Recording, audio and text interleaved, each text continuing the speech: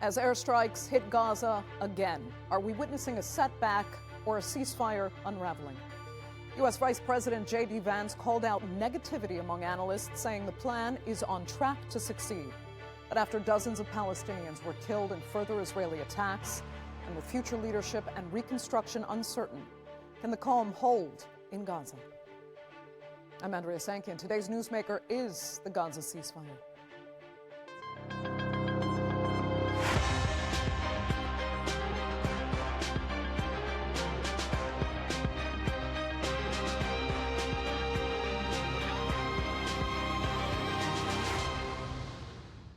The devastation in Gaza is beyond description. And while people are relieved that the most intense military action may have stopped, the harsh reality of reconstructing a land without leadership is setting in. Though the ceasefire now in effect was a long-awaited breakthrough after 2 years of a genocidal war, its integrity is in question. Still, the U.S. says the Trump-brokered deal is going better than expected. Here's a look at where Gaza stands now, nearly 2 weeks into the agreement. A ceasefire hangs in the balance. And as Israel and Hamas walk a long tightrope to peace, the US says it believes the ceasefire will hold. What we've seen the past week gives me great optimism the ceasefire is going to hold. And if we get from where we were a week ago to a long-term, durable peace between Israel and Gaza, there are going to be hills and valleys. There are going to be moments where it looks like things aren't going particularly well. But given that, and given the history of conflict, I think that everybody should be proud of where we are today. The US Vice President J.D. Vance met with Israel's Prime Minister Benjamin Netanyahu on Wednesday. The two men referred to the ceasefire as days of destiny, saying there's a lot of work to do. For its part, Hamas has been returning the bodies of Israeli hostages, for which J.D. Vance urged Israel to be patient. Speaking in Egypt on Tuesday, the exiled Hamas chief and chief negotiator said the group is willing to make peace work and said that it's doing what it can to return the bodies as fast as possible. We and the Palestinian factions are serious and determined to hand over all the bodies of hostages as stated in the agreement. But we find it extremely difficult because these bodies, with the changing nature of the ground, some of them are underground and some of them are under large, tall buildings. This requires time and large equipment, but determination and will, God willing, will lead us to finish this issue completely. Israel has also returned the bodies of several dead Palestinians as Gazans prepare for the mass burial of 50 people in their territory. For all the optimism, many are concerned that the peace plan's list of 20 conditions may prove unworkable. Gaza is still in desperate need of food, aid and water, with far fewer than the agreed-upon number of aid trucks being able to enter the enclave. Despite the ceasefire, both sides accuse each other of violations. 2 Israeli soldiers were killed on Sunday near Rafah. Israel launched a series of strikes in response, killing at least 21 Gazans. Hamas looks unlikely to disarm or to abandon power in the enclave. Similarly, Israel is, so far, not pulling out of all of Gaza. It's drawn a yellow line as part of a gradual withdrawal and is pulling back only to that point. But that still leaves over 50% of Gaza under Israeli control. Gazans on the ground are also doubtful. There hasn't been any change at all. On the contrary, things have gotten worse. We can't afford the cost of returning to our areas. The living conditions we are experiencing here are very hard, and overall, generally speaking, the situation is extremely difficult. There is no fresh food, nor clean drinking water. Water is non-existent. A broken banking system with ATMs not working is sending prices skyrocketing for everyday items. An increase in unregulated moneylenders are preying on the needs of everyday Gazans. The ceasefire might be holding for now, but as precious time ticks away and as violations continue, it could end up being a ceasefire in name only. Well, joining me now to look further at the state of the ceasefire and Gaza's recovery are from Berlin, research coordinator at Law for Palestine, Henriette Willberg. From Tel Aviv, political analyst and contributor to Haaretz, Akiva Eldar. And from London, visiting fellow in the Middle East and North Africa program at the European Council on Foreign Relations, Tahani Mustafa. Thanks all so much for being with me. Akiva, let me start with you. From an Israeli standpoint, where you have very powerful people in government who've said they want this agreement to fail, how precarious do you think the ceasefire is? Well, just a few hours ago, standing next to the Vice President, Mr. J.D. Vance, Prime Minister Netanyahu said that people used to say that Israel controls the United States. Now people say that the United States controls Israel, and both are wrong. And I believe that he is right. The people who control Israel are sitting in Doha and in the settlements. They are everywhere, but not sitting at the same place where the Israeli interests are, as well as the Palestinian people's interests are. It has nothing to do with it. And this is the price that we pay for the local small politics, domestic politics, that is controlling the decision makers right now.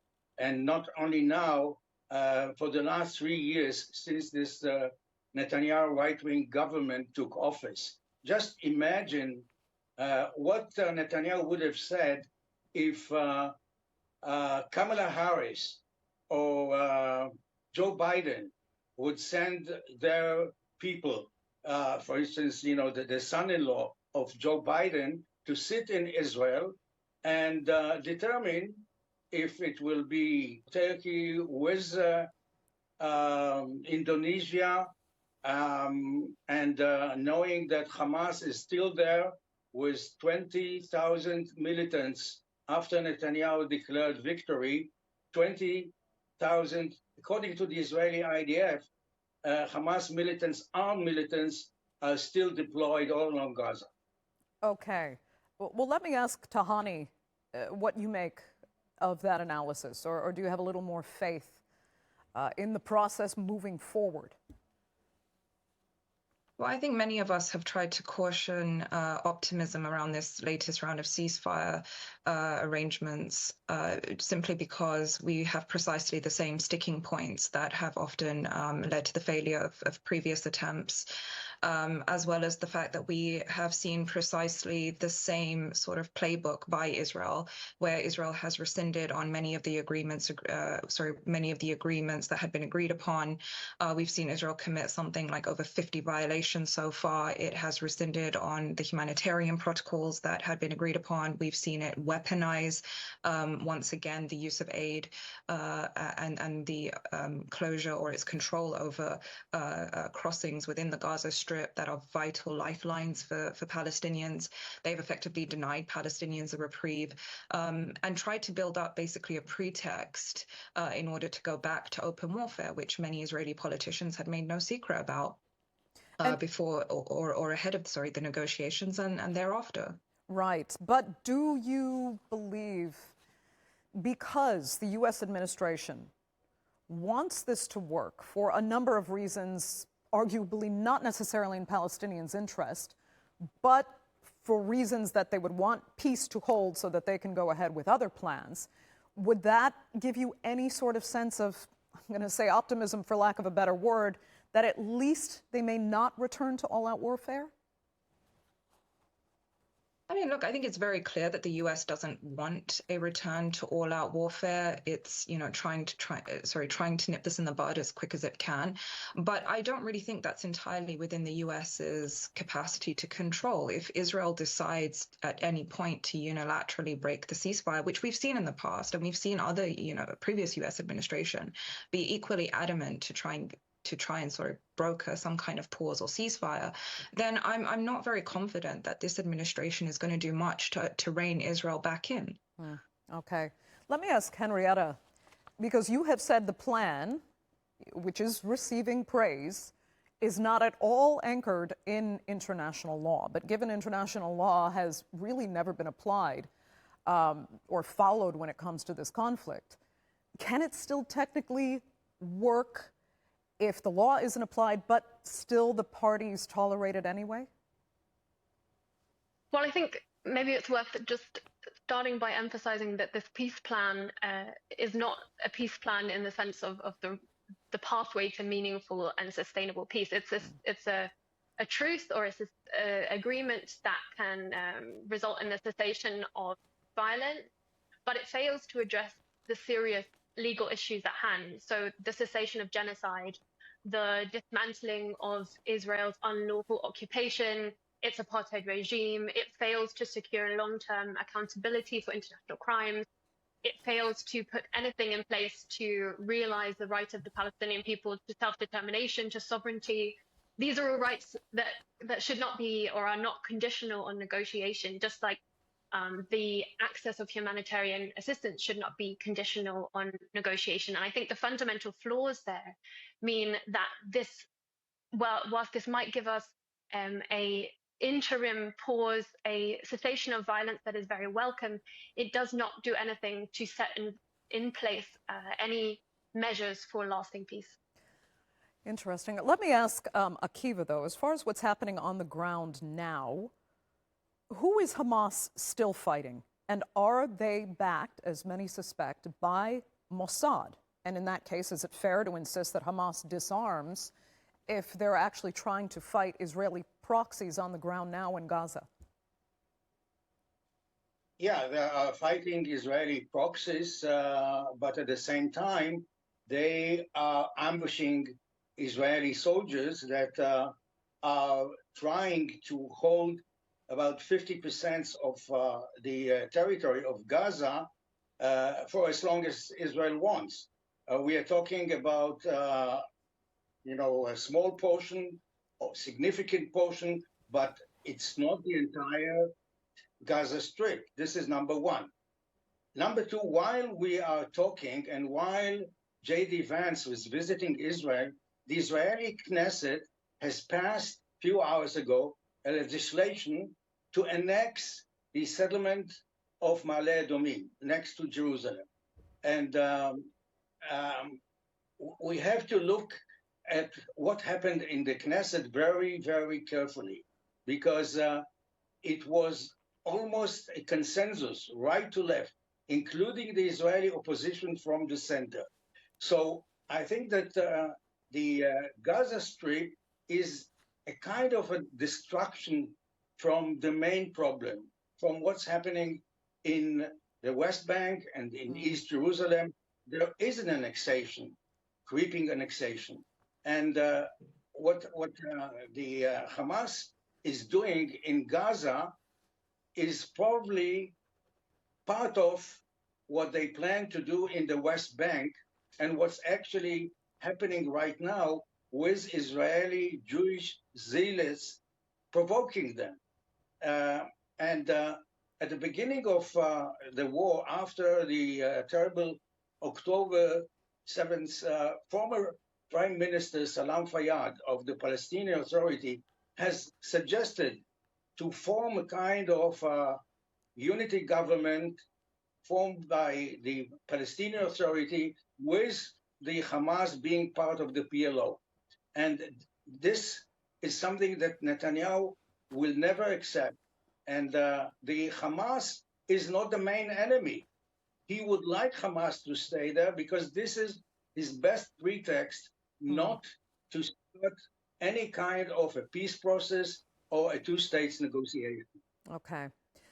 That is a kind of a longer-term goal there. But Tahani, as far as what is happening on the ground now and just maintaining the calm, relative calm that's there, what would it take to better guarantee that this ceasefire holds for now? Should there be, as some have said, an international peacekeeping force on the ground now that supplants Israeli troops that are still there? Well, look, you can have international peacekeeping forces. You can have even an international observer force. You have none of those things right now in order to monitor the situation on the ground and ensure that both sides are keeping to their sides of the deal. What you do have is accusations being flung both ways about the violation and rescinding of what had been agreed upon. And that's, been precisely the reason why we've seen previous attempts at kind of coming to a pause or some kind of ceasefire deal fail. So it would be in all sort of logical senses wise to be having some kind of international observer force on the ground, but Israel simply won't allow that. And worse yet, there's been no serious international pressure to allow for some kind of international observer force. And that's been precisely, I think, the biggest fallacy in a lot of these agreements. Yeah. Henriette, would you agree there that some kind of international peacekeeping force would, in legal terms, would that be a better option at this point to at least make sure that calm is maintained, there's no return to outright violence? Also, going forward, what about the legality of who would lead and protect Gaza? We still don't know what legal leadership is really on the table. Even Marwan Barghouti's release hasn't been spoken of yet. I think the first thing to say is that the question of who should be leading and administering Gaza is a question that should be decided by the Palestinian people, not the US, not Israel. And in terms of the presence of peacekeeping force or the involvement of third states, I think third states have a very important role to play here. They themselves have obligations that relate to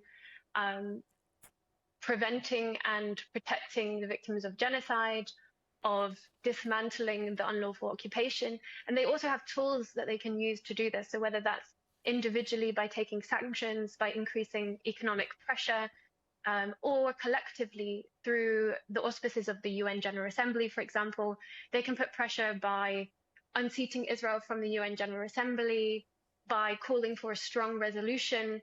And I think that the presence of something like a peacekeeping force would be better done through collective action via the UN, where it builds on the international community, the UN Charter, and the principles underlying international law. Tahani, let me ask you quickly, does any of that sound like realistic options for you? In this context, no, and we've always historically seen the way that Israel has always had the final say in terms of being able to completely marginalize actors that should be involved in these processes, whether that was through with the implementation of the Oslo Accords, or even now over the last 2 years, when we've tried to see the international community broker some kind of pause or ceasefire deal, and it's very unlikely that Israel is going to budge from this.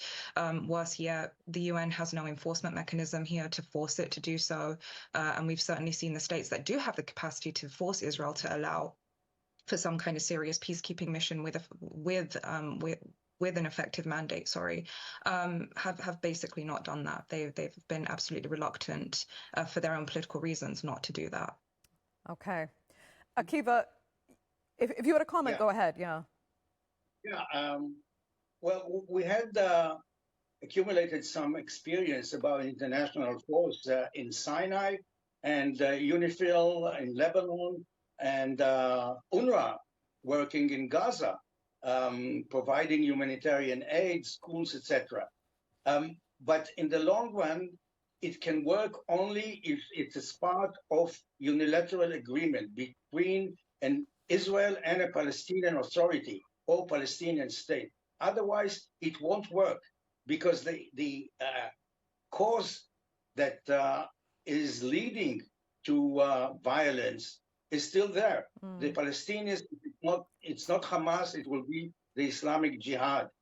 What we need is President Trump to pursue his plan, including negotiations that will establish a Palestinian state in the West Bank and Gaza. Otherwise, I don't think that any international force, any country will put boots on the ground, and that this was also a consensus in Israel. We don't want foreign troops to defend Israel. This doesn't, meet the Israeli sovereignty and the Okay. independence of Israel.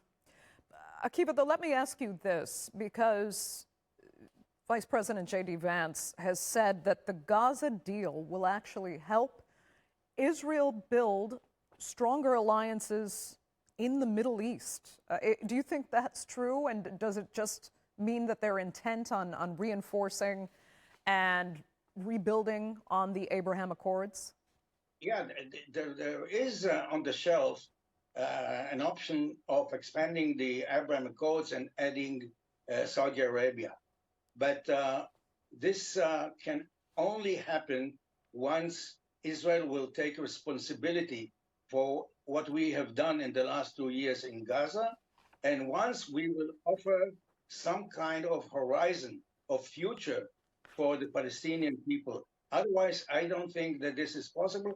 I am even afraid that the Abraham Accords will not hold for a very long time if Israel will keep annexing territory, as I mentioned before. The Knesset has just passed a legislation, and there is a consensus, not only in the Knesset, but in the Israeli popular vote, that Israel should not give away any territories. And this, I mean, President Trump has to use the momentum of the ceasefire to go forward with a full-fledged peace agreement. Okay. Let me ask Tahani where you stand on the prospect of J.D. Vance saying that more Middle Eastern states will support this ceasefire going forward in the style of the Abraham Accords. Look, I don't think this has really changed the dynamic of these states' relationship ultimately with Israel. We haven't seen any of these regional states in the last 2 years use or leverage any of their agreements with Israel, whether that's the Abraham Accords, whether it's those that had normalized before that through peace agreements. None of them had really leveraged any of those deals to push or apply any pressure on Israel. Part of the push for recognition that was being led by France and Saudi Arabia was precisely because Saudi Arabia, at least for the political tier, still support and still eagerly want a normalization deal. The problem is that what's happened over the last 2 years has meant that public sentiment on the ground doesn't gel with the foreign policies of these states. But that's not to say that if the situation were to change and once, Gaza slightly sort of eases up from the news and suddenly their publics become distracted with other things, that these states won't continue down the route of trying to effectively normalize and maintain those relations with Israel.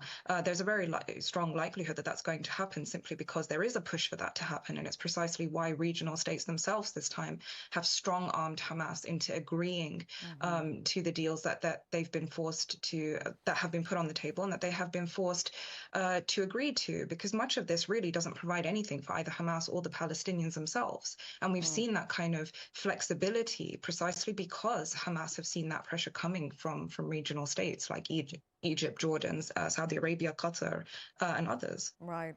Henriette, I mean, according to the laws that you specialize in, you've said before that, the support of Israel from any state, not least the United States, but other Middle Eastern nations in particular, actually does violate international law.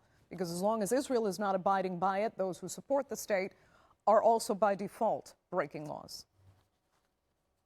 Absolutely. And the ICJ has been very clear on this, that third states have obligations under international law not to recognize Israel's unlawful occupation, but also not to aid and assist in entrenching or maintaining that occupation. And I think that's something important to note with this ceasefire, is that it doesn't change the legal realities. Those obligations still persist. And the danger that we're seeing with many states in their support of this plan is that they are releasing their pressure on accountability. And in this way, they're shielding Israel, allowing for continued impunity. We've seen this, for example, with the European Union ceasing its movements to sanction Israel. And this is a dangerous route to go down because it lifts off this pressure. It uses this peace deal to kind of distract from the important accountability measures, but also the important sanctions that are still needed to address the violations that are ongoing. These are violations of the Palestinian right to self-determination. These are atrocity crimes, forced displacement, torture. These are all going onwards and have been violated and been committed for a long time, and this ceasefire doesn't change any of that. So it's been shown impossible then to hold the United States or Israel accountable for these actions. But is there a way to hold these third countries you're talking about somehow accountable for breaking the laws? Or would that be just too much double standard in the application of international law? It's an interesting question. We're seeing these questions play out in current procedures before the International Court of Justice. For example, we have Nicaragua bringing a case against Germany for violation of its own obligations. So this idea of third states having obligations under international law is one that's achieving or getting greater attention.